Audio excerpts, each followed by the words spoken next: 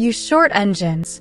You think I, Bola Tracy Adewale, a PhD holder, will settle for a small rat like you? In a quiet Yoruba village called Akure, there lived a man named Adewale and his wife, Yetund.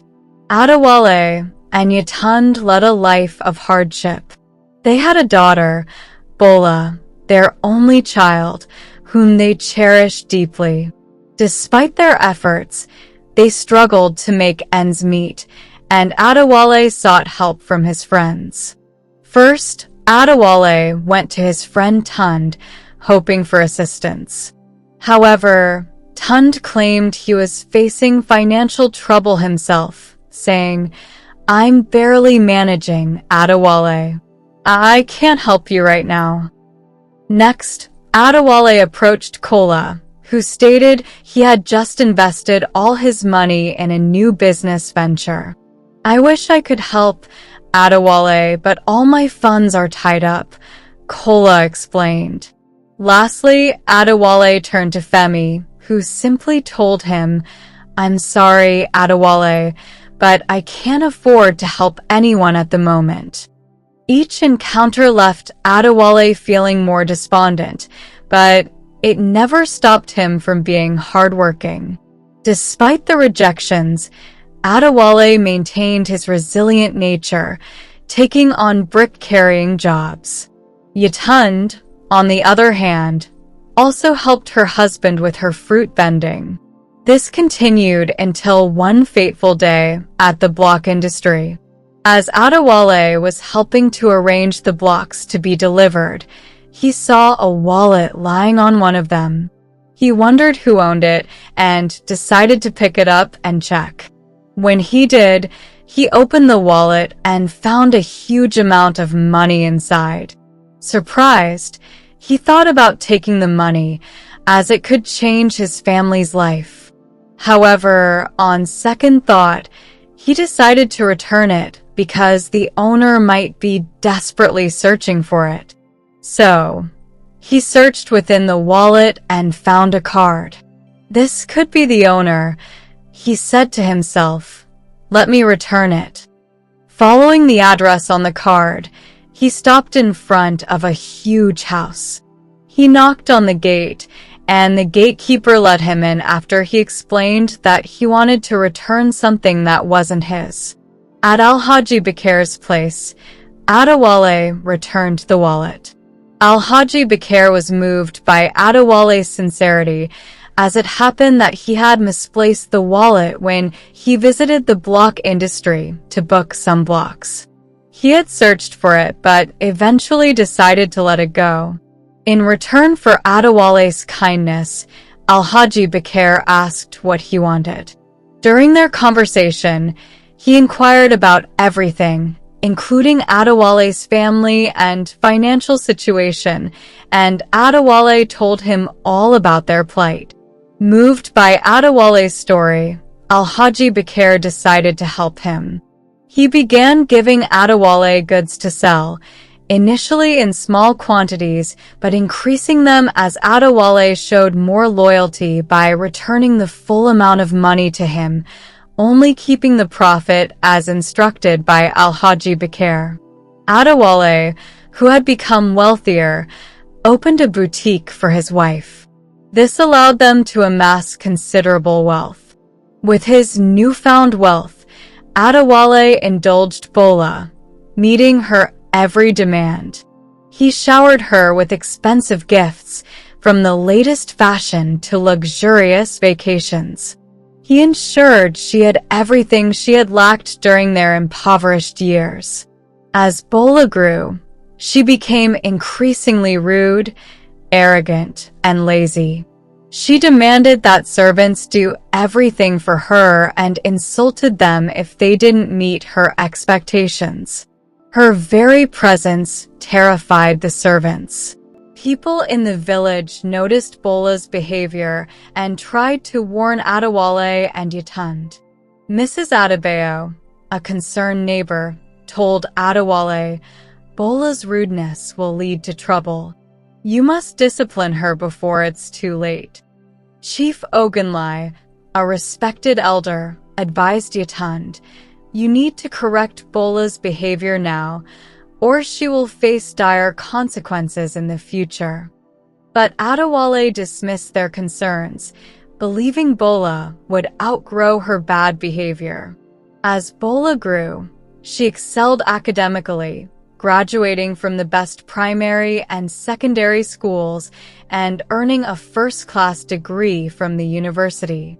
She started working at her father's company, where she treated her colleagues with disdain. She mocked their efforts, belittled their ideas, and often refused to cooperate on projects. When her colleague Saad suggested a new marketing strategy, Bola snapped, "That's the most ridiculous idea I've ever heard. Stick to your job and leave the thinking to me." When Bola reached a marriageable age, her rude attitude scared away potential suitors. One day, a successful businessman named Kunal, who owned a multinational telecommunications company, visited Bola's home to introduce himself and made his intentions known. Upon hearing this, Bola laughed mockingly, teasing him about his height. "You short engine," she snapped as she laughed at his appearance. "You think I, Bola Tracy Adewale, a PhD holder, will settle for a small rat like you? Don't you see that we are two different people, worlds apart? And you think you can marry me?" She continued laughing at him, making him feel foolish and driving him away in humiliation.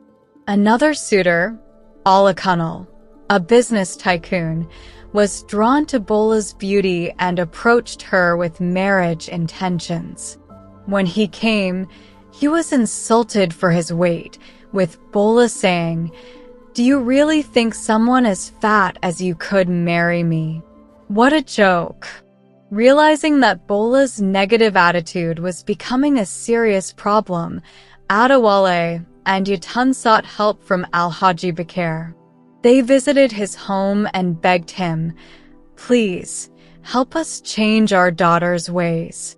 We fear she will be single for life if this continues." Moved by their desperation, Alhaji Bakir devised a plan and introduced them to his son, Alyamide, who agreed to help. The next day, Alyamide visited Bola's home dressed in rags, introducing himself as a suitor. Bola laughed and insulted him, saying, "So, if they call a man, you will come out? Look at you, dressed in rags. You think you can marry me?" Alyamide remained calm and presented a document showing an agreement between their grandfathers. The agreement stated that if Adewale's father had no sons, his granddaughter would marry Alyamide's grandson. Bola was furious and confronted her father, who confirmed the agreement and begged her to comply. "Please, Bola, our company is facing severe losses and a tarnished reputation. Alyamide has the power to ruin us further. I beg you to consider this," Adewale pleaded. Reluctantly, Bola agreed, feeling a sense of duty toward her father. On their way to Alyamide's home, Bola insulted him for riding a bicycle, calling him poor and pathetic. "Is this how you plan to take me around? On this wretched bicycle?" she mocked. Alyamide stayed silent. When they arrived at his small house, Bola criticized its size and condition. "What a tiny, filthy house. How do you expect me to live here?" she complained. Despite her insults, Alyamide remained kind and patient. Night after night, Bola tried to provoke Alyamide with harsh words. Sometimes she would purposely lie on the bed so that when Alyamide wanted to lay next to her, she could release her venom, but to her surprise, he never did. Instead, he ignored her every tantrum. Other times, She would take his money from his bag just to start a fight with him, but he never responded in anger. She attempted to contact her parents to continue working with them or even borrow money from them, but learned that their bank accounts, company, and other assets were frozen due to legal issues. In desperation, she continued to berate Olyamide, but he remained compassionate and never laid a hand on her. Gradually, Bola began to rethink her behavior. She tried to help with household chores, even though she had never done them before. Her clumsiness led to minor injuries, but Olyamide always tended to her wounds with care, which melted her heart. Over time, Bola started to change, displaying acts of kindness and consideration. She fell in love with Olyamide, but expressed it through her actions rather than words. One day, Olyamide took Bola back to her family's home on the pretense of visiting them. There, her parents and Alhaji Bakir were waiting. Olyamide revealed his true identity as Alhaji Bakir's son, a successful consultant, medical doctor, and politician. He explained that the entire scenario was a plan to help Bola change her ways.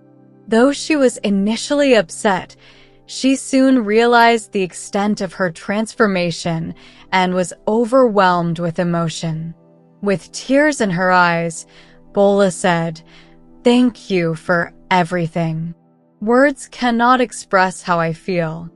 As she turned to leave, she whispered, "I wish this wouldn't be over and that there could be something real between us." Understanding what she meant, Olyamide brought out a ring and replied, "I would also want that to happen." He knelt down and proposed to her properly, saying, "Will you marry me?"